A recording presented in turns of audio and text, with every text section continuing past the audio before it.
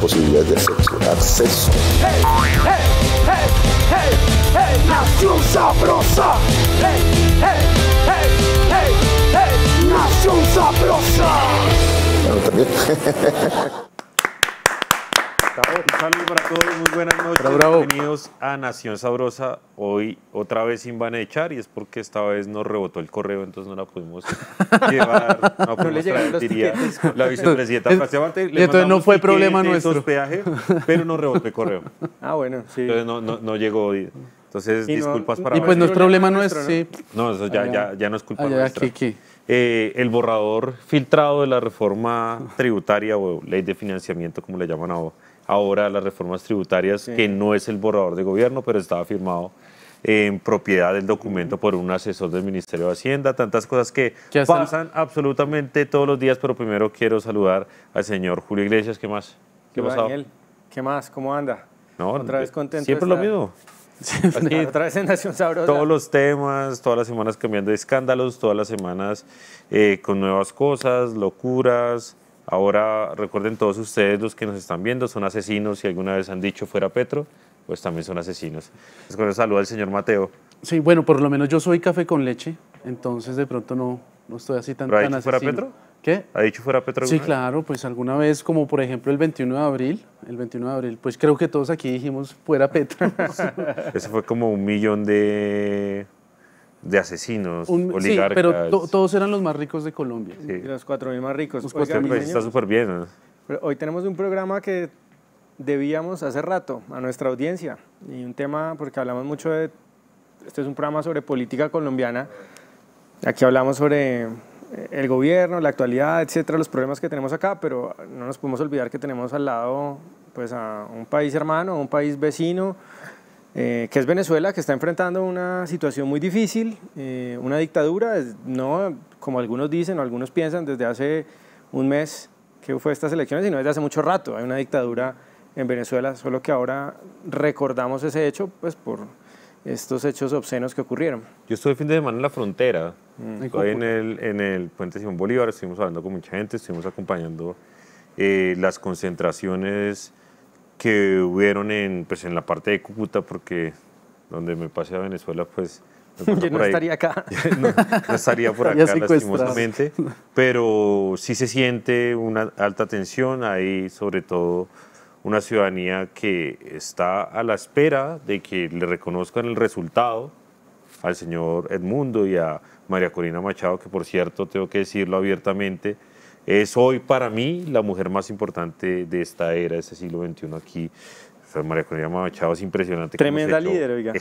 Claro. Eso al hombro, todo nuestro reconocimiento siempre para ella, es impresionante, como donde no había nada. Como no es de izquierda, las feministas colectivistas de izquierda no la reconocen como lo que es una heroína de la democracia en América Latina, una luchadora incansable, infatigable porque vuelva la libertad a Venezuela. Sí, para ellos es más importante personajes como Francia Márquez, que no ha generado ningún tipo de resultado, pero que en la narrativa les queda bien a ellos, que no es capaz de enviar un correo, que ¿Y si no les gusta? de malas Y si no les y demás, gusta, ¿no? de malas. Y que en general, pues yo creo que el tema de Francia Márquez, ella tenía una oportunidad de vida y era una oportunidad, y es una oportunidad desperdiciada, y era representar a gente que nunca ha estado representada, pero hoy lastimosamente Francia Márquez no puede entrar ni siquiera a su propio municipio. Es decir, el municipio de Francia Márquez era más seguro cuando Francia Márquez no era vicepresidente.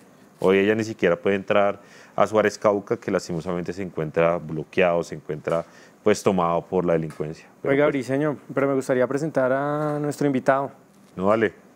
¿A quién traemos Es un hoy? periodista muy joven, además, un periodista venezolano, exiliado, perseguido por la dictadura chavista desde hace varios años, ya nos va a contar la historia, y ahora vive en Colombia y es un referente pues, para los venezolanos que están, a los millones de venezolanos que están fuera de su país y pues que hace una labor pues, muy valiente desde los medios de comunicación y desde las redes, denunciando lo que está pasando en Venezuela. Es Orlando Avendaño.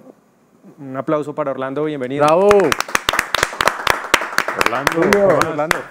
Daniel, Mateo, a mí sí me llegó el correo, no me rebotó. Sí. Estoy aquí. ¿Cómo van? Qué bueno, Orlando, ¿no? Bienvenido a Nación Sabrosa. Y pues comenzar por la pregunta obvia, Orlando, ¿Maduro se va a caer o eso es pura ilusión que nos está contando gente como Jaime Bailey en YouTube, que nos ilusiona todos los días con que no, ahora sí se va a caer Maduro, que ya están cuadrando la salida, o eso es un carretazo, como decimos acá en Colombia? La carta astral, ¿no? Ayer Bailey leyó la carta astral y dice que se cae antes de diciembre. Mira, no, gracias por tenerme aquí, es un gusto, lo sigo desde hace mucho y bueno, es un privilegio realmente. Mira, yo creo que sí, pero nuevamente, esto es un juego muy duro.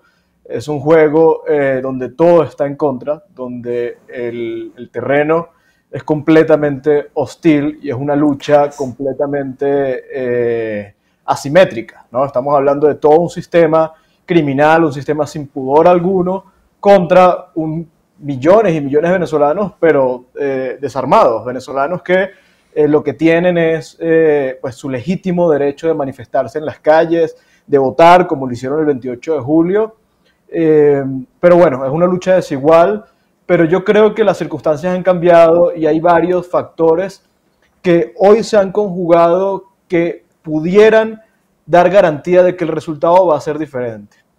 El primero, Venezuela cambió. Esta es una Venezuela que perdió el miedo, que pese a todas las arbitrariedades, los crímenes, las persecuciones, se ha alzado su voz, se ha mantenido en las calles.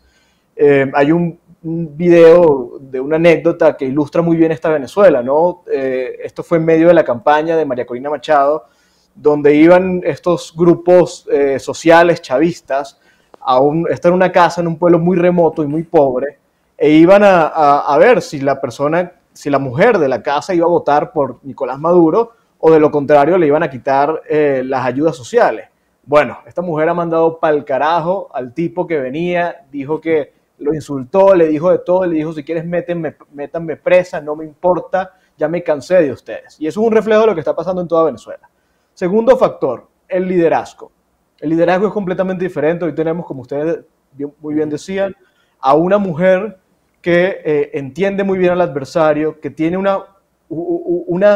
talante y unos principios que nunca habíamos visto en un liderazgo opositor. Ustedes saben muy bien, nuestra historia con la dirigencia opositora es dura, es muy decepcionante, muy frustrante. No es el caso de María Corina Machado. Y María Corina Machado tiene algo que nunca han tenido ni Juan Guaidó, ni Capriles, ni ningún otro, que es una vocación de trascendencia única. Esta mujer quiere pasar a la historia y está dispuesta a sacrificar, como lo ha hecho hasta ahora, su vida por lograr los objetivos. Y el tercer factor es que gracias a que se logró demostrar el fraude, que era algo que nunca se había hecho, hoy se puede alinear fácilmente a la comunidad internacional. Tienes aliados naturales como Petro y Lula que no hayan qué hacer, porque aunque les encantaría salir a reconocer a Nicolás Maduro, pues tienen en sus manos la prueba de qué fue lo que pasó realmente, y eso cambia el juego. Entonces, yo creo que esos tres factores cambian un poco el escenario. Orlando, yo tengo ahí una pregunta que ha estado estos días retumbando, y es que hay un gran miedo y una gran preocupación en medio de todo lo que está pasando, es que todo el mundo dice que ya dejaron pasar mucho tiempo, es decir, hace un mes fueron las elecciones, hace un mes se proclamó por parte del CNE a Nicolás Maduro como nuevo presidente de Venezuela, y estamos a la espera de que el Tribunal Supremo, que ya está a punto de que se le acabe ese término de pronunciarse, pero que sabemos que ese Tribunal Supremo pues obviamente también está en manos de una señora Rodríguez que pertenece al régimen chavista.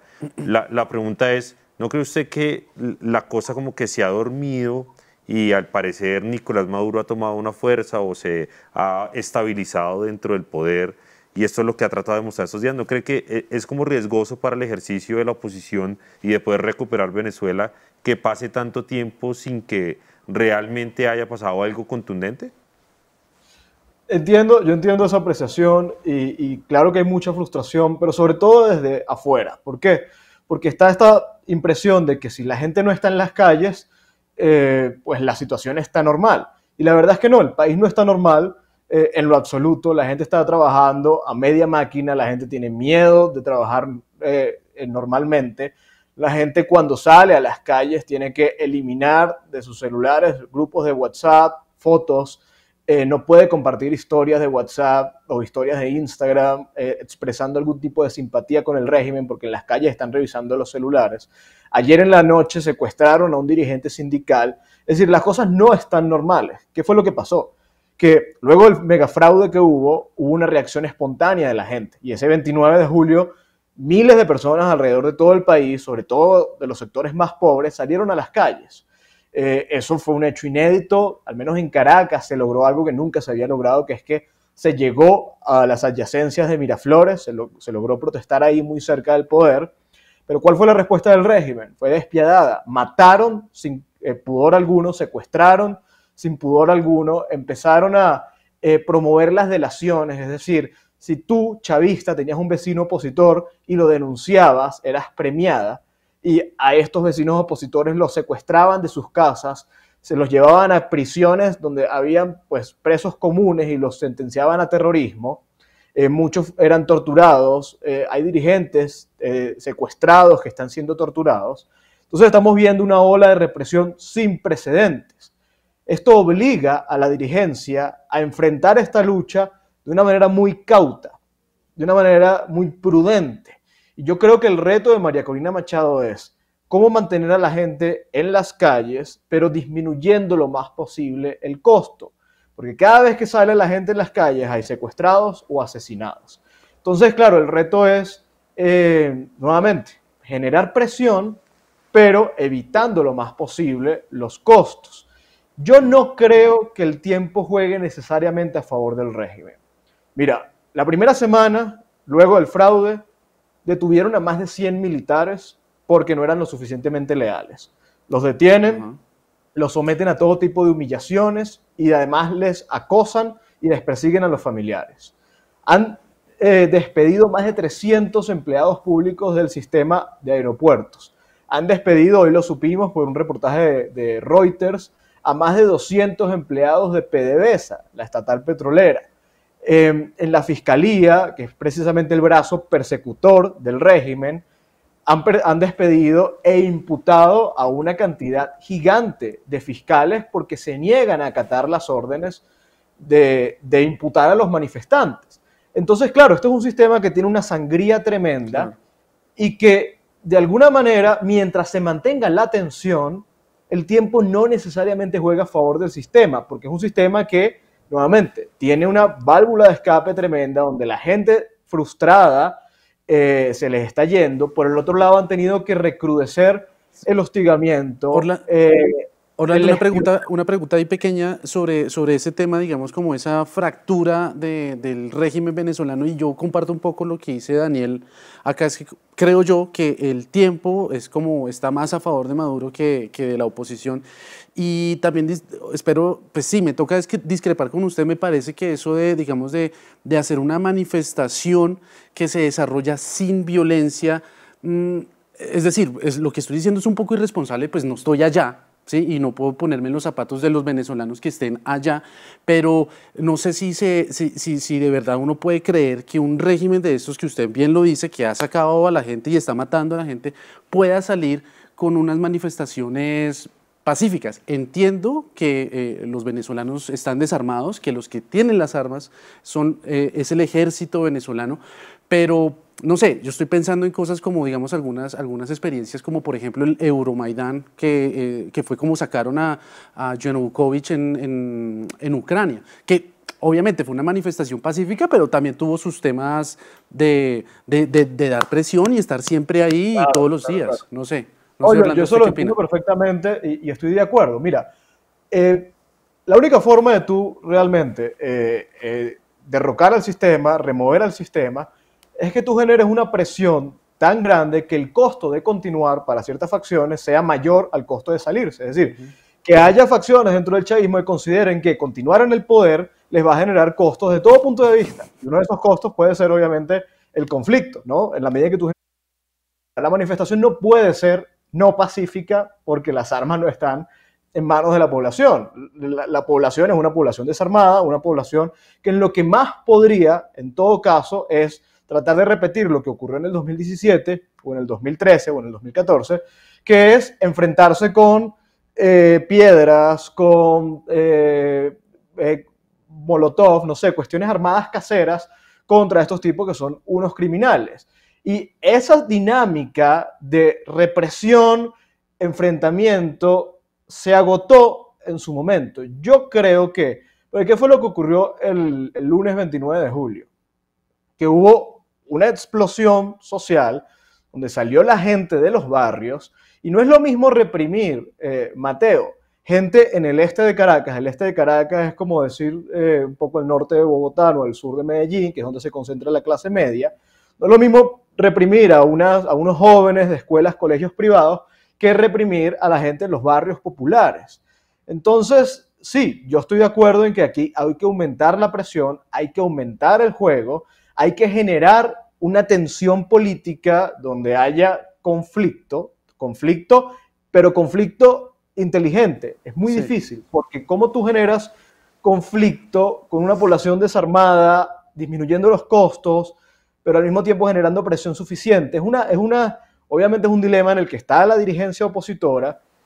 María Corina ha buscado, creo que en los últimos días las concentraciones han tenido el propósito sobre todo de mostrar músculo y mostrar que la voluntad de la gente vence el miedo, pero bueno, estamos atentos a cuáles van a ser las próximas indicaciones. Orlando, a veces uno ve como desde la barrera el asunto de la represión de una dictadura porque uno no la ha vivido, pero usted es una persona, como decía al principio, que usted es un exiliado de esta dictadura. Y me parece importante que nos contara ese testimonio personal suyo. O sea, ¿cuál es su experiencia como un opositor cuando vivía en Venezuela? ¿Cómo sufrió usted en carne propia la represión de una dictadura para que podamos empatizar con un caso auténtico, con un caso real de alguien que, pues, quizá como nosotros ahora lo hacemos acá, hablamos libremente sobre nuestras opiniones políticas y un régimen lo comienza a perseguir y lo hace pues salir de su país contra su voluntad seguramente? Mira, Julio, la historia es un poco así. Yo no salgo por razones políticas, yo salgo en el 2018. Antes, mientras yo estuve en Venezuela, pues era un opositor más, es decir, salía a las calles, claro, lo hacía también con mi rol como periodista, cubriendo un poco las manifestaciones. Recibí en su momento también perdigones y tragué bastante bomba lacrimógena, como lo ha hecho todo el país, porque es injusto decir que los venezolanos no hemos luchado por rescatar nuestra libertad, porque lo hemos hecho desde el 2001, es decir, Chávez tenía 2 años en el poder y ya había una disidencia importante en las calles. Pero bueno, yo salgo del país, yo sigo ejerciendo el oficio y estando afuera, obviamente mi trabajo pues lo seguí haciendo de una manera bastante intensa. Estando afuera lo hice con una libertad que probablemente no hubiera tenido adentro, y eso pues obviamente me ubicó entre los adversarios de este régimen. El acoso o la forma en la que quedó claro que yo era enemigo para esta gente se dio a través de la aparición en los programas de Diosdado Cabello. Fue algo constante, cada semana aparecían los programas de Diosdado Cabello y con insultos, etcétera, como mucha gente, como muchos venezolanos. Aparecía ahí hasta que finalmente fue este año cuando, obviamente ya el año pasado algunos mensajes de chavistas atacándome, diciéndome que ojalá me metieran un tiro o lo que sea. Sí. Esos mensajes recurrentes pues de gente en redes sociales. Es parte del día a día de esto, hasta que finalmente este año ya yo venía siendo nuevamente atacado en programas de Diosdado Cabello. Jorge Rodríguez también me había atacado, que es el presidente de la Asamblea Nacional Chavista y es probablemente una de las personas más poderosas hoy de Venezuela, hasta que el fiscal Tarek William Saab, esto fue el 1 de abril de este año, anuncia una investigación en mi contra y una orden de captura. En ese momento, ya, pues yo no estaba en Venezuela, pero allanan la casa de mis padres, van 10 hombres armados, encapuchados, con armas largas a la casa de mis padres sobre el mediodía. Bueno, dejan amenazas, etcétera. Y lo que empezó de ahí en adelante pues fue una campaña dura de ataques. Nicolás Maduro en cadena nacional y en mítines políticos ha pedido que me investiguen, ha dicho que ojalá yo me secara, ha dicho que me va... Le dijo nazi fascista, entiendo. Nazi, fascista. ¿Y sus papás cómo están? ¿Dónde están sus papás? Aquí nos están comenzando a decir ya asesinos, ¿no? Y ya, todo eso. Bueno, bien. Ahí hemos encontrado la manera de ir protegiendo, digamos, a la familia, pero bien. Bueno, no, y la labor sigue, ¿no? Yo creo que, si usted llega hoy a Caracas, lo meten a la cárcel, básicamente. Probablemente eso ocurre. Orlando, yo quiero preguntarle, es una pregunta sobre todo de política y de argumentos, y es que ahora se está fortaleciendo esa narrativa que la crisis venezolana, la crisis por la que ahora hay el 80% de los venezolanos son pobres y el tema de la inflación, todo eso, se debe a las sanciones económicas por parte de Estados Unidos. Obviamente todos aquí sabemos que eso no es verdad, pero me gustaría saber usted qué le respondería a una persona que le dijera un argumento de ese tipo. Bueno, esa es la retórica del chavismo. Las primeras sanciones se impusieron en el 2015. En el 2011 escaseaba el papel higiénico, escaseaba la leche y la gente tenía que agolparse por kilómetros fuera de los supermercados. 2012, el control cambiario estaba, la gente no podía conseguir dólares, la crisis se fue recrudeciendo y las primeras sanciones que se impusieron fueron sanciones individuales. Sanciones a Nicolás Maduro y su círculo, sanciones a violadores de derechos humanos, etc. Cuando se empiezan a imponer sanciones a PDVSA, fue ya con la administración Trump, nuevamente. Ya Venezuela, ya la migración había empezado, ya la crisis había empezado, ya el drama humanitario se había desarrollado. Ahí es cuando realmente empiezan las sanciones a la industria petrolera. Ahora, vamos a suponer que las sanciones se hubieran dado mucho antes. Toda la plata, que al final es, creo que más del 92% de los ingresos del país vienen por PDVSA, esa plata jamás se vio manifestada en las calles, jamás se vio en los bolsillos de los venezolanos. A PDVSA se la robaron por completo, y esto no lo digo yo, esto lo dice el mismo expresidente chavista de PDVSA, que luego de robarse PDVSA, estando en el exilio, dice, no, el régimen se la robó, yo no tuve nada que ver, y habla de 17 mil millones de dólares. Hace unos meses a Tarek El Aizami, que también fue presidente de PDVSA y ministro de Petróleos en el país, lo acusaron también del mismo régimen de haberse robado PDVSA. Entonces, las sanciones petroleras a los únicos que afectaron eran a los corruptos que estaban en PDVSA y que se robaban la industria. Es completamente falso que si no fuera por las sanciones, Venezuela fuera un país próspero. Fueron el control de precios, las regulaciones, las expropiaciones. No hay empresa expropiada y casi todas las grandes empresas del país fueron expropiadas. No hay empresa expropiada que hoy sea productiva. La producción del barril de petróleo cayó a niveles ínfimos, considerando que Venezuela era una potencia petrolera. Y eso es producto de la corrupción, no de las sanciones. Orlando, hay algo que está ocurriendo y es que todos estamos pidiendo que Colombia, México y Brasil pues se una como a este clamor dentro de la OEA para solicitar Primero, pues el tema de las actas, que las mostraran y demás. Y ahora, segundo, pues un respeto a la democracia. Colombia, Brasil y México, obviamente, y de forma vergonzosa, pues han decidido no ponerse del lado de la mayoría de países de Latinoamérica o de América y votar pues estas resoluciones. La pregunta es, estos pronunciamientos a nivel internacional de organismos multilaterales, de países y demás, ¿sí tienen algún tipo de efecto dentro de el gobierno de Maduro, dentro del chavismo? Digamos, ¿esto sí causa algún tipo de conmoción? Porque, digamos, aquí todos lo vemos como una súper herramienta, pero no sabemos realmente cuál es el efecto que eso puede tener allá. Mira, sí, sí importa. No es suficiente. Obviamente no es suficiente, pero sí importa. Importa porque gran parte de los esfuerzos del régimen de Maduro desde el 2019 hasta antes de las elecciones era poder reinsertarse a la comunidad internacional. Si no hubiera habido sanciones, si no hubiera habido aislamiento, Nicolás Maduro jamás se hubiera sentado en una ronda de diálogos para hacer promesas a cambio del levantamiento de precisamente toda esta presión.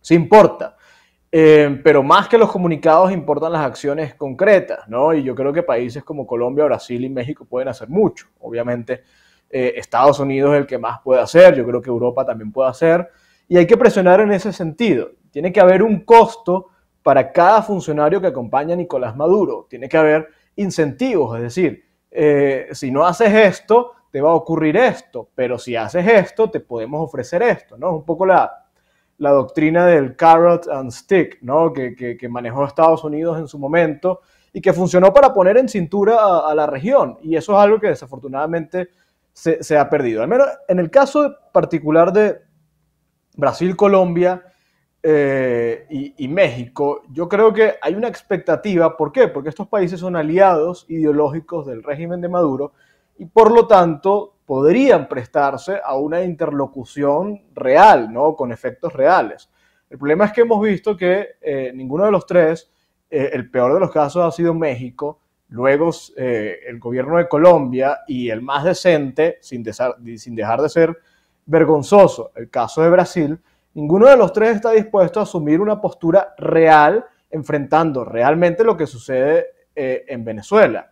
A este punto... Orlando, no sé si vio Orlando, perdón, le interrumpo, hoy la presidenta del partido Colombia Humana, que es la senadora Gloria Flores, pues... Presidenta de la Comisión Asesora de Relaciones Exteriores del exacto, país. No es cualquier senadora, ¿no? Es la presidenta nombrada hace 2 días, el domingo, si no estoy mal, Briceño, nombrada presidente del partido Colombia Humana, el partido de Petro, salió a decir textualmente que el sistema electoral venezolano era robusto y garantista. Lo mismo que Samper. Lo mismo que Samper, lo mismo que otros... ¿Pero eso lo dijo ahora o lo dijo...? Gloria Flores lo acabó de decir hace 3 horas. Y que ella no había escuchado ninguna organización que haya hablado de fraude en Venezuela.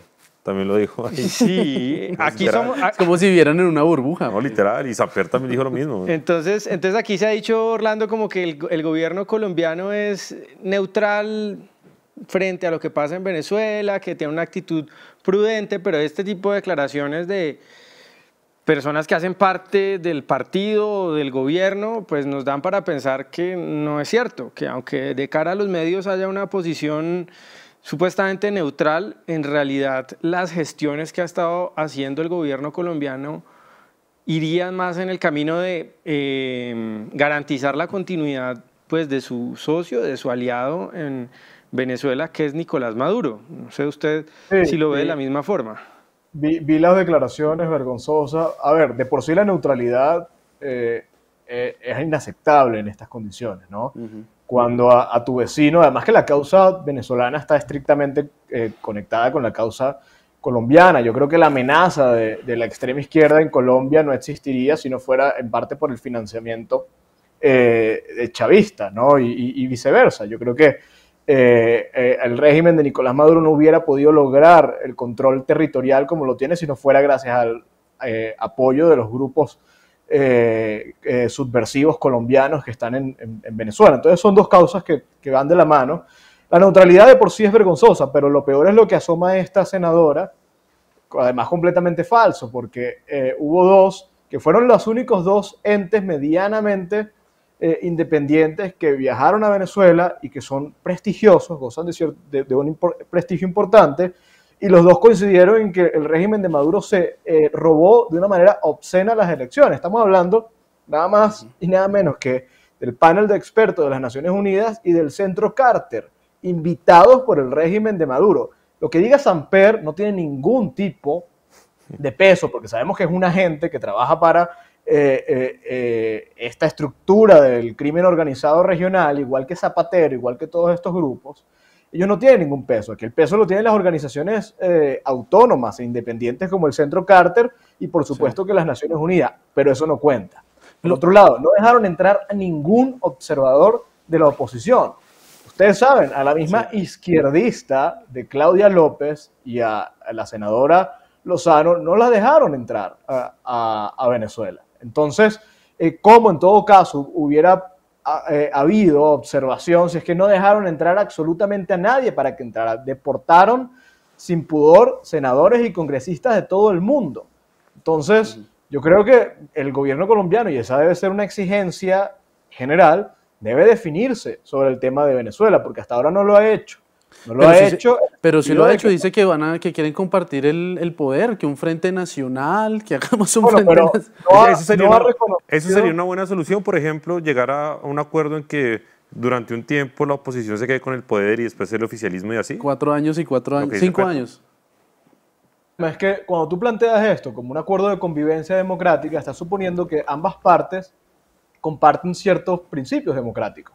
Eso no es el caso de Venezuela, no es posible en el caso de Venezuela, porque por un lado tienes un país decente que tiene un cambio y por otro lado tienes un grupo criminal, delincuencial. Entonces no se trata de compartir el poder entre dos facciones, se trata de ceder espacios o compartir los espacios con una banda armada de delincuentes, ¿no? Eso es inadmisible. Es como compartir el poder entre la víctima y el victimario, es más o menos. Exactamente. Es que aquí las diferencias no son ideológicas. Para que lo ilustren, el Partido Comunista de Venezuela es víctima de estos tipos. Estos tipos están persiguiendo al Partido Comunista de Venezuela. No se trata de un tema de ideología. Esto se trata de un tema de que por un lado hay una banda delincuencial, gangsteril, que trabaja como si fuera un cártel de la droga, y por otro lado millones de venezolanos que quieren un cambio. Y entonces, si no es un tema ideológico, como dice usted, Orlando, ¿cuál es... ¿Por qué el gobierno colombiano, otros gobiernos de izquierda de la región, no se deciden a darle la espalda a esa banda? Si no porque es un tema del crimen organizado. Porque no es ideológico, y muestra de eso es que, por ejemplo, el presidente Gabriel Boric, de izquierda, ha asumido una postura muy digna y ha repudiado al régimen de Maduro. Ha sido una de las voces más fuertes, por cierto. Y por el otro lado vemos a Petro como no lo hace. Cuando Petro asomó esto de que se repitan las elecciones en Venezuela, Nicolás Maduro salió a contestarle. Y entre la respuesta dijo algo así como que no se metan en los asuntos. Y recordó, para mí como una especie de chantaje, que Nicolás Maduro es el garante, según sus palabras, de los acuerdos de paz o de las negociaciones de paz. Es un chantaje, nuevamente. ¿Por qué? Porque esto funciona, es un crimen, es el crimen organizado. La pregunta es, Petro... Si no es un tema ideológico, ¿por qué Petro no se atreve a marcar una posición firme, ¿no? Si el punto de que esto es crimen organizado traspasa las fronteras e incluye a un país como Colombia, no sé. Orlando, en noviembre hay elecciones en Estados Unidos. Hay una elección muy cerrada entre Kamala y Donald Trump. Yo le pregunto, ¿usted cree que habría una diferencia de trato respecto de Nicolás Maduro si queda uno o el otro? ¿O esta posición fuerte de Estados Unidos frente a la dictadura de Nicolás Maduro ya es una posición bipartidista unificada? Bueno, quizás el consenso que hay es que el régimen de Maduro es malo, ¿no? Pero eso no es suficiente. Y la forma de abordarlo es completamente diferente. Maduro no se hubiera robado las elecciones sin ningún tipo de pudor y de la manera más grotesca posible, si no fuera en gran parte gracias a las políticas de Estados Unidos. Estados Unidos lo que ha hecho frente al régimen de Nicolás Maduro es concesiones tras concesiones a cambio de absolutamente nada. En octubre del año pasado se acordaron las elecciones del 28 de julio de este año. Y las condiciones eran que fueran elecciones libres, donde pudiera participar María Corina Machado, sin persecución a la disidencia, con todos los partidos políticos participando. Nada de eso ocurrió, pero eso fue lo que se acordó. Y a cambio de esa promesa, Estados Unidos dijo que iba a levantar las sanciones e iba a devolver a Alex Saab, que es, pues era la gran joya de la corona en manos de Estados Unidos, considerando el papel de Saab en el régimen de Maduro. Fue concesión absoluta, levantaron las sanciones, devolvieron a Saab y Maduro hizo lo que le dio la gana. Eso es un contraste tremendo con lo que fue la administración Trump. La administración Trump ejerció la mayor presión posible, impuso todas las sanciones que permitieron negociar luego. Desafortunadamente eran muy malos los negociadores después, pero gracias a las sanciones se pudo negociar. Lideró el aislamiento internacional en torno a Nicolás Maduro, lideró el respaldo internacional en torno a Juan Guaidó, y fue una política muy dura, hasta el punto en que aplicó táctica de disuasión. No sé si recuerdan, en algún momento Trump dijo que, bueno, si tenemos tropas en Medio Oriente y en el sudeste asiático, ¿por qué no vamos a tener tropas aquí cerca en la región? Pero eso no envalentonó un poquito más precisamente la dictadura venezolana, porque creo que eso lo que llevó fue a decir, que no nos va a quitar el imperio porque es el imperio, yo no sé qué. ¿No? Sí, bueno, lo llevó a una dinámica de atrincheramiento, de enroscarse más, y es natural, mientras más presión, pues más se atrincheran precisamente. Pero aquí el problema, ¿por qué no funciona la estrategia de máxima presión de Trump? No porque la máxima presión no sea eficiente, sino porque la máxima presión desde afuera tiene que coordinarse con máxima presión interna y un liderazgo a la altura. Mientras Trump estaba ejerciendo toda la presión del mundo, pues estábamos siendo liderados por una persona muy limitada, una persona que no entendía el momento histórico y que yo creo que dejó pues, que se perdiera completamente la oportunidad. Obviamente tú necesitas conjugar tanto un liderazgo internacional potente, como era el caso de Trump, con un liderazgo doméstico importante. No lo hubo en ese. Porque hay una teoría, pues que es otro argumento que han sacado acá en Colombia, Orlando, y es que ya el cerco diplomático, que otro de los líderes en la región pues había sido Iván Duque en su momento como presidente de Colombia, que esa presión diplomática no sirvió para nada y que por lo tanto, dicen ellos, pues ya no hay que presionar más al régimen de Venezuela, porque qué susto, porque se puede enojar Maduro con Colombia y esto puede traer repercusiones indeseables para nosotros, por ejemplo, en temas comerciales o en temas, por ejemplo, de energéticos también. ¿Usted qué le respondería a ese argumento? ¿Qué diría frente a esa idea de que lo que tiene que hacer Colombia para cuidar sus intereses nacionales es olvidarse de eso del cerco diplomático, de la presión diplomática, y más bien darle un poco de contentillo a quien es de facto pues, el líder del Estado venezolano, pues, que es Nicolás Maduro? Bueno, eso es política de apaciguamiento, eso es considerar que el monstruo, mientras lo tengas contento, no te va a tragar. Y a Colombia ya se la devoró, ¿no? Y por algo Colombia está atravesando este proceso tan duro en el que está en estos momentos. Yo no sé de dónde exactamente vienen esos argumentos, porque si vienen del gobierno, pues obviamente obedecen a no vamos a hacer nada porque en el fondo somos aliados. Ahora, si vienen de facciones de la oposición o de los partidos que se supone que son oposición, pues nuevamente, política de apaciguamiento, el régimen de Nicolás Maduro no entiende de fronteras, es un agente desestabilizador regional, es un agente de financiamiento del crimen organizado regional, del terrorismo regional. Entonces, no tiene efecto. La política de dejar que hagan y deshagan mientras no nos molesten, pues desafortunadamente tiene un impacto regional muy duro. Usted sabe que aquí en Colombia circulan en todas las campañas, y eso lo sabe cualquier colombiano, circulan platas en bolsas, ¿no? En bolsas negras a veces, incluso gente que luego llega a la presidencia reparte bolsas negras con efectivo. y por ejemplo el señor Benedetti, que es nuestro orgullosamente embajador en la FAO, pues hablaba de miles y miles de millones que al final nunca supimos de dónde salió toda esa plata, ¿no? Si es los 15.000 en todo caso, circula mucha plata. Usted, y la pregunta es, Orlando, ¿usted cree que el régimen venezolano ha financiado o puede financiar en el futuro campañas electorales en Colombia para cuidar sus intereses? Sí, claro. Lo ha hecho en la región. Hay reportes amplios de eso. En el caso de Brasil, en el caso de Chile, en el caso de Argentina, lo vimos explícitamente con el gran escándalo de las maletas en Argentina para la campaña de Cristina. Lo hace, el régimen lo hace, ¿no? Y no solamente lo hace desde el punto de vista institucional, es decir, financiando campañas, sino lo hace también financiando grupos desestabilizadores y grupos del crimen organizado.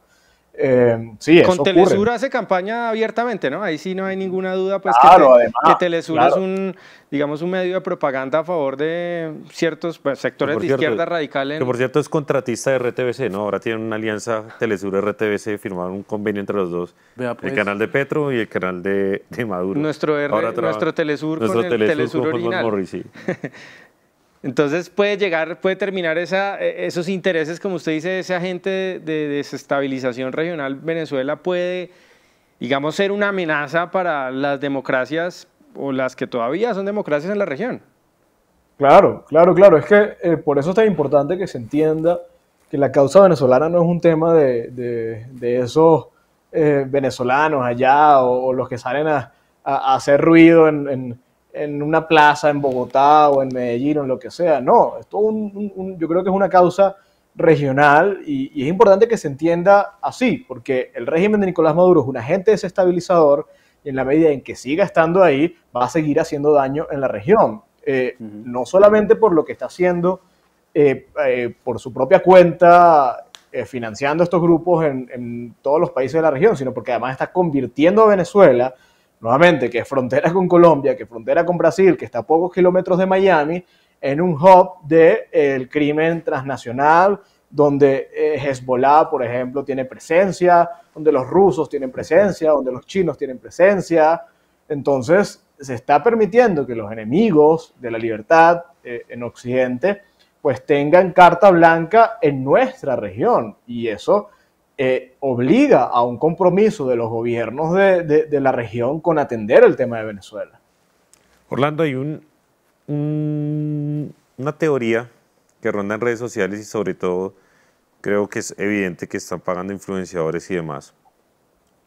Y es que ustedes no han visto en redes sociales que la gente dice, si Venezuela está tan mal, ¿por qué Mario Hernández tiene local en Venezuela? Siempre dicen la misma bobada. No, o si Venezuela está tan mal y comienzan a mostrar como sitios de playa, un concesionario de Ferrari en Caracas. Un trancón de carros. Sí, temas de lujo. La pregunta es... Eso es como las arepas de Venta Quemado, las cometas de Villela y Barón. La pregunta es, ¿qué responderle a esta gente? Porque es evidente que hay una estrategia de comunicación. Por cierto, aquí unos influenciadores salieron a defender disque a Alex Saab, o sea, así de vergonzosos son. Pero, ¿qué responder a la gente? ¿Por qué hay este tipo de cosas? ¿Venezuela está mal, está bien? Porque creo que eso es una narrativa muy fuerte que yo le he hecho un seguimiento y está muy fuerte en redes sociales y sobre todo por estos días.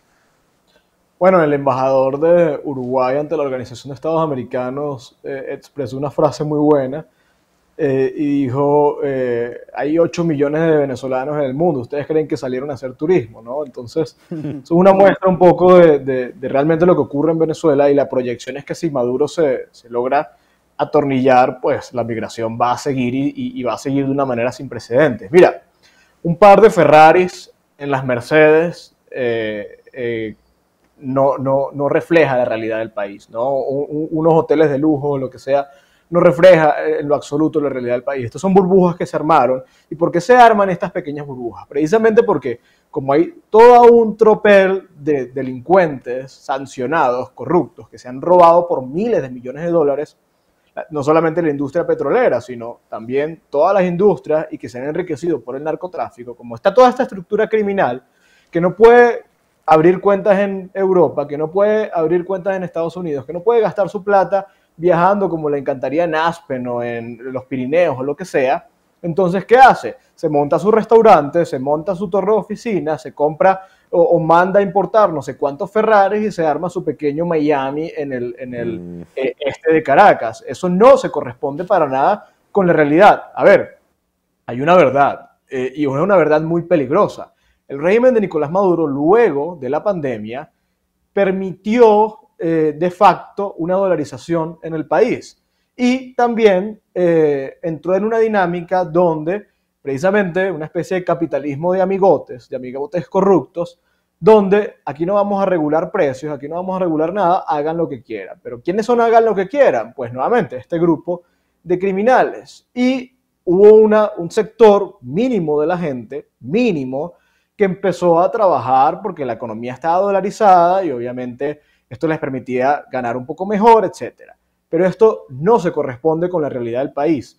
El país entero sigue siendo tan miserable como lo ha sido desde que este régimen acabó con la economía, y eso no ha cambiado ni va a cambiar bajo este sistema. Entonces, nuevamente, un par de Ferraris en Caracas no reflejan en lo absoluto la realidad de Venezuela. Migrantes venezolanos a Colombia, por ejemplo. O sea, ¿podría haber otra oleada de migración de los que están hoy en Venezuela? Sí, claro, la proyección es esa. Mira, hay una encuesta, la sacó el diario El País, no recuerdo exactamente ahorita cuál es el encuestador, donde hablaba de que más o menos el 30%, del 30 al 40% de los venezolanos que están en Venezuela consideran que van a salir del país si Maduro, claro, la encuesta era previa a las elecciones, decían, si Maduro gana las elecciones, vamos a salir del país. 30% de los venezolanos, estamos hablando de no sé cuántos quedan ya en el país, pero al menos 6 millones de personas, 5 millones de personas. Entonces, eso también importa, porque Colombia, de una manera muy generosa, ha recibido millones de venezolanos, pero eso es inaguantable. Ningún país soporta ese volumen, y eso es algo que tienen que considerar, sobre todo Colombia, Brasil y, bueno, México, que al final es el corredor hacia Estados Unidos. De su generación, Orlando, usted es muy joven, pues que entiendo que no ha llegado ni siquiera a los 30 años, pero de su generación, de sus amigos, de la gente de su barrio, de su entorno, ¿qué porcentaje salió de Venezuela y pues cuántos quedan allá? O sea, para tener una dimensión de qué tan grande es el drama, digamos, de una persona promedio en Venezuela. No, de mi generación, yo te diría el 90%. Mira, de mis amigos del colegio, vamos a poner un ejemplo. Grupo de amigos del colegio, 8 personas, ninguna está en Venezuela. Grupo de amigos de la universidad, no sé, 12 personas, 10 están afuera del país. Familia, no sé, el 80% está fuera del país. Obviamente quedan pues los mayores, los que la migración no es tan fácil, y bueno, aquellos que estaban estudiando, lo que sea. Pero o sea, el porcentaje es abismal. Y esto se ve, yo creo que se ve reflejado en cada espacio. No hay familia venezolana que no se haya roto por este drama. Y es real lo que ocurre. Porque es que además, Julio, no solamente, porque el tema económico pesa. El tema económico pesa muchísimo, obviamente. Fue el causante de la migración mayor. Pero aunque Venezuela se haya, vamos a suponer que es falso, pero aunque se haya arreglado económicamente, yo creo que nadie o muy pocas personas están dispuestas a, si esto continúa, a seguir viviendo en un entorno como el que está hoy en Venezuela.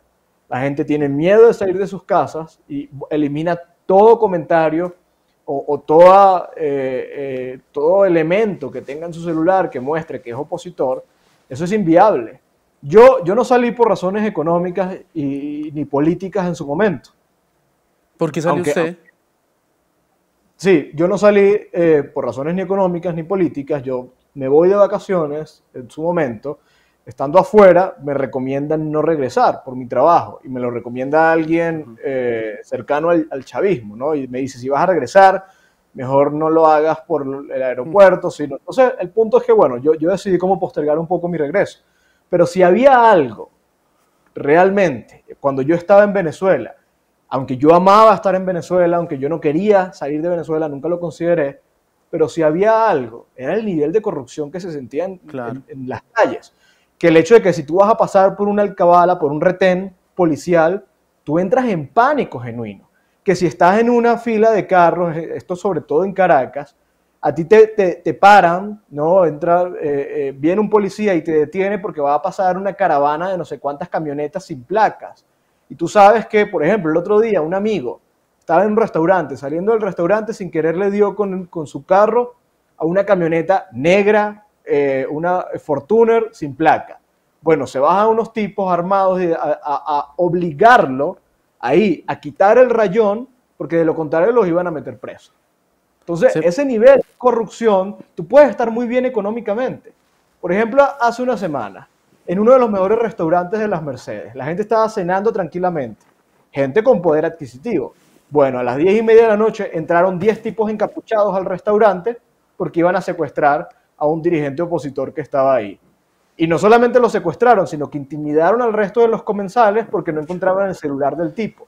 Y empezaron a revisar mesa por mesa, encapuchados y armados, buscando el celular. Entonces tú puedes estar muy bien económicamente, pero yo creo que eso es insostenible Miedo para constante. cualquiera. Orlando, Claro. yo le hago una pregunta ya como volviendo al tema de la fractura del régimen y que usted está muy positivo, optimista en que exista de verdad esa fractura.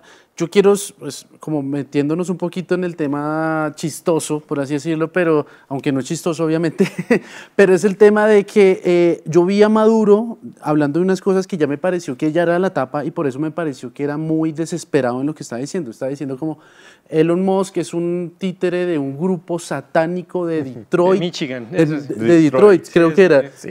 Lo que yo, siendo que obviamente que es mentira todo lo que se está inventando este señor, pero uno no puede creer que haya un nivel de populismo tan alto. Entonces yo dije, este man, de verdad, yo lo veo como que ya asustado y casi desesperado. No sé si usted opine lo mismo o cree que es lo normal O de de ese si populismo. eso de pronto es una narrativa pues que le llega a ciertos alguien, sí. sectores de Venezuela. Sí, también puede ser. No sé. Y hay No, gente que se bueno. lo cree, porque también se le ha visto usando la Biblia, leyendo salmos, leyendo los evangelios, como para conectar con ciertos perfiles de personas que están en Venezuela.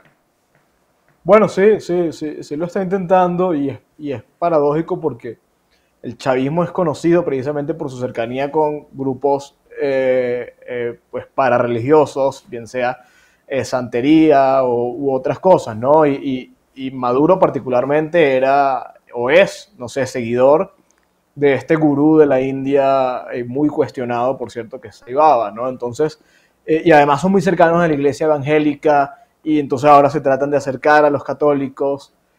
Más allá de eso, sí, yo creo que es palpable, ¿no? Sí se le ve una retórica delirante, una retórica disociada de la realidad, que uno podría pensar, bueno, obviamente nadie cree esto, y nadie le cree, porque el chavismo como tal, como movimiento popular ya no existe.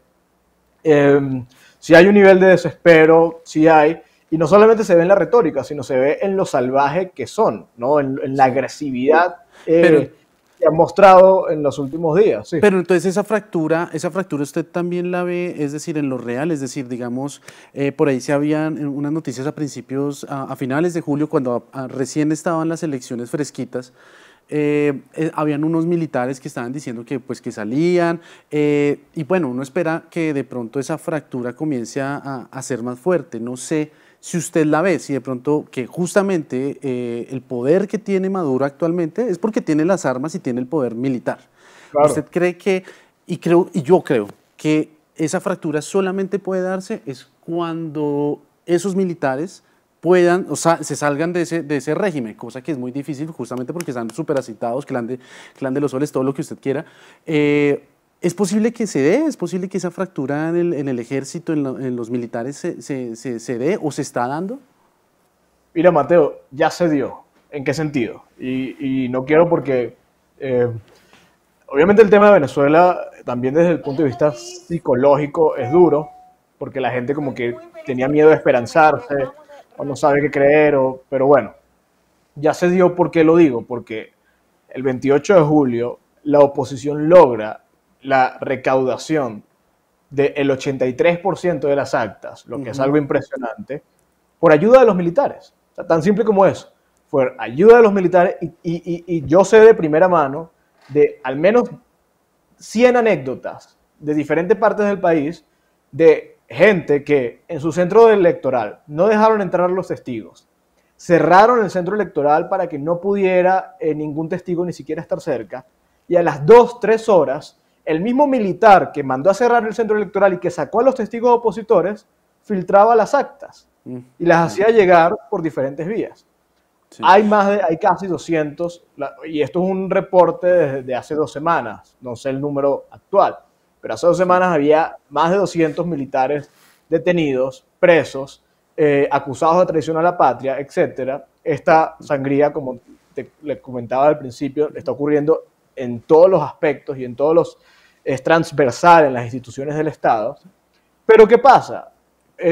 No hay coordinación, hay miedo, hay mucho terror y hay control casi que pleno. Se puede dar, pregunto, ¿no? Es decir, una pregunta retórica, ¿no? Se puede dar realmente el quiebre, y el quiebre, porque quiebre puede ser que alguien se salga, pero eso no es suficiente, porque el quiebre que queremos es el quiebre que implosione el sistema, que acabe el sistema. Se puede dar con simplemente la frustración del 80% de los militares, o es necesario que algún líder militar o miembro del alto mando militar decida apartarse del sistema. Probablemente sí, es decir, a lo mejor no basta con que todos los militares estén molestos y quieran salir de esto, si no tienen la capacidad de organizarse o no tienen un liderazgo que les indique qué hacer. Entonces, mira, si tú consideras que eso está ocurriendo dentro de las Fuerzas Armadas, yo creo que la expectativa entonces es, vamos a seguir presionando para que en algún momento eso que sabes que está ocurriendo, porque precisamente tu estrategia la has armado sobre colaboración militar, vamos a seguir presionando para que eventualmente eso tenga un impacto mayor. Entonces, sí hay razones para creer que se puede seguir presionando y el sistema pudiese colapsar. Al final, ha habido conspiraciones en el pasado. Leopoldo López sale de prisión por una conspiración, y no de cualquier persona. Estamos hablando del jefe del SEBIN, Christopher Figuera, que al final termina en el exilio. Christopher Figuera fue leal y era el más chavista de todos hasta el día antes de la conspiración. Eso es otra cosa. Hemos visto que se han mostrado muy cohesionados y muy leales, pero la lealtad existe hasta que deja de existir. Y obviamente para que tú seas útil, tú tienes que aparentar ser leal. Yo no estoy al tanto de si hay negociaciones internas o conversaciones, no lo sé, pero al menos desde afuera parece que el sistema se está viniendo abajo. Lo que hay es que seguir presionando. Orlando, hay una pregunta que todo el mundo se hace y es, Maduro tiene en nuestro concepto 3 formas de salir. Una es muerto, otra es preso, y otra es por un intermedio de negociación que lo deje ir, no sé, como a Turquía o a Cuba, algún país aliado. No, él no se va a ir a Cuba porque allá no hay buena comida. Además le gusta la buena vida. Entonces, él tiene como esas 3 opciones de salir. Lo que todo el mundo le pregunta aquí es, ¿qué se está esperando? Porque obviamente, yo sé que la forma como lo ha hecho María Corina Machado, que ha sido ejemplar, por el ser pacífico y no buscar ningún tipo de confrontación que lleve a la muerte de nadie, entonces descarto la muerte de Maduro. Pero entonces, ¿se está esperando, por ejemplo, una judicialización de Maduro o se está esperando alguna negociación para que él, no sé, se vaya para Turquía, que es donde se dice que cogería un avión y se iría? ¿Tú cómo lo ves? La caída de Maduro en diciembre, que es más o menos donde se dice que se va a dar, sería yéndose del país, quedando impune, tipo Rafael Correa, como cuando se fue para Europa, o sería pues más bien un tema más de judicialización y de cobrar como tal venganza y pasarle la factura? Cuando María Corina Machado dice e insiste en que la negociación para una transición es lo que más le conviene al mismo Maduro, precisamente lo que está planteando es, vamos a establecer las condiciones para que tu fin sea el más deseable por ti mismo, ¿no? Y obviamente ahí se plantea, bueno, vamos a una negociación real, honesta, de garantía para una transición, con un propósito de una transición. Yo creo que Nicolás Maduro hasta ahora ha dejado claro que él no está interesado en salir, que él se ha aferrado. De hecho, el Wall Street Journal publicó un reportaje hablando de que Estados Unidos le ofreció a Nicolás Maduro, esto fue en octubre del año pasado, en Qatar, le ofreció todo lo que quisiera, literalmente, es la expresión, a cambio de que se vayan, y Nicolás Maduro supuestamente se sintió irrespetado por esta sugestión del gobierno americano. Eso quiere decir que Nicolás Maduro o no puede salir, o no puede negociar su salida, o no está dispuesto. Si él definitivamente se cierra esa opción y se sigue insistiendo entonces por parte de la oposición en la presión y eventualmente se logra el quiebre, probablemente si se da un quiebre sin que Maduro ceda, entonces pues las salidas pueden ser no convenientes para Maduro, ¿no? Y sin entrar como en detalles, pues pudiera ser un escenario que no es el ideal para Nicolás Maduro y el entorno. Y por eso es que quizá María Corina Machado insiste en que Maduro, mis negociaciones contigo, y lo que a ti te conviene es lo que yo te estoy ofreciendo, más allá de lo que tú estás decidiendo.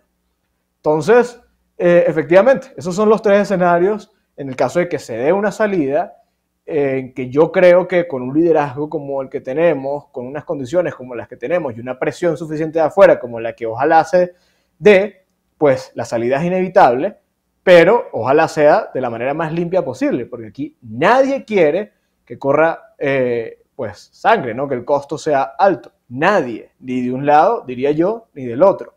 Ahora, pues eso, como al final esto es un grupo criminal y el crimen organizado no funciona de una manera vertical, como un régimen autoritario, como una dictadura, esta decisión no está en manos de Maduro. Por eso es que al final ha sido tan difícil y algunas personas creen o dicen ingenuamente, como por ejemplo he visto ahí, que bueno, los venezolanos deberían convocar ya una marcha a Miraflores y sacar al dictador. Que esto no es así. Una marcha a Miraflores hoy termina en 2 horas con 60 asesinados. Estamos hablando de una organización criminal.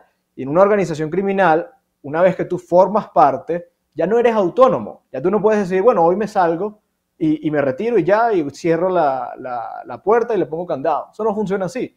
Diosdado Cabello no puede permitir que Maduro salga, Maduro no puede permitir que Padrino López negocie, Padrino López no puede permitir que Diosdado Cabello negocie, y por lo tanto, si Diosdado Cabello va a negociar, yo le pongo una pistola acá, si Maduro va a negociar, todos están completamente condenados entre sí. Entonces, es una dinámica muy difícil de romper. Bueno, Orlando, te agradecemos mucho, de verdad ha sido pues una charla en donde hemos aprendido un montón sobre lo que está ocurriendo en Venezuela. Desde acá los mejores deseos pues para los hermanos venezolanos y que sea lo mejor, que lo mejor es pues que haya una transición hacia la democracia, que el ganador de las elecciones que fue Edmundo González se convierta en presidente, ojalá desde enero, que Maduro salga cuanto antes. Un aplauso para Orlando, de verdad. Muchas gracias, Orlando, por el tiempo. No, muchas gracias, Orlando. A ustedes, Julio, Daniel, Mateo, gracias a ustedes. Qué buena conversación y nada, ahí estamos pendientes y ojalá se logre y gracias por la atención en la situación de Colombia. No, para eso estamos y un saludo pues para todos los que siguen al frente. Siempre mi admiración a María Corina Machado, a todo este frente que está poniendo la cara en Venezuela y sobre todo que sigue luchando desde aquí. Obviamente todo nuestro apoyo y nuestro respaldo. Aquí a veces decimos, no, pues valiente criticar a Petro, no, valiente estar allá en Venezuela y hacer lo que hacen. Y criticar a Maduro y a Diosdado y a que ponen el Padrino. pellejo todos los días delante de estos criminales. Sí, eso es verdad. Tremendo. Y a todos ustedes, los que nos ven en Nación Sabrosa, muchas gracias siempre por estar conectados con nosotros. En serio, Dios los bendiga. Recuerden siempre compartir este programa, suscribirse, activar la campanita y nos vemos el próximo miércoles. Y digan Venezuela libre. Y Venezuela libre, sí señores. Bravo. Chao a todos. Chao, chao. Si los jóvenes tienen posibilidades de acceso. Hey, hey, hey, hey, hey, Nación Sabrosa. Hey, hey, hey, hey, hey, Nación Sabrosa. Bueno, también.